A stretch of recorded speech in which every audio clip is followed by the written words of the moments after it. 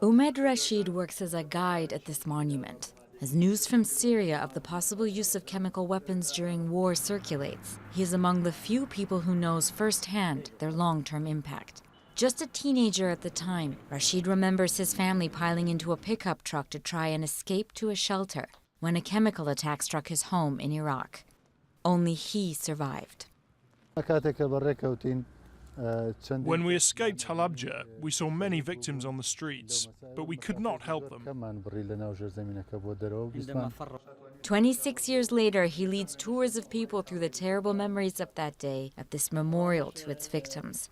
Iraq's 8-year war with Iran was coming to an end when Kurdish Peshmerga rebels backed by Iran took refuge in the farming community of Halabja. Iraqi military attacked the area, sending the rebels into the surrounding hills, leaving their families behind. On March 16, 1988, just before noon, Iraqi jets swooped over the town and continuously hit it with chemical weapons for 5 hours.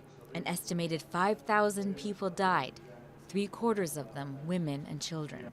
It is still thought to have been the worst ever gas attack targeting civilians.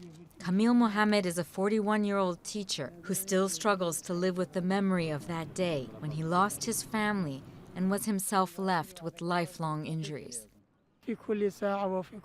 Constantly living the moment when Saddam attacked us with chemical weapons. I remember it every minute, hour, day, every year.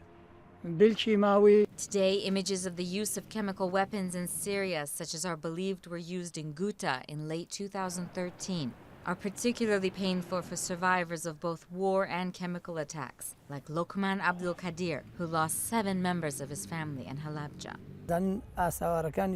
Everywhere people speak about the difficulties of war, having never felt the pain, but we lived through both. As the threat of chemical weapons in Syria rises, people like Logman are its living victims, fighting to make sure the lessons of their loss are not forgotten.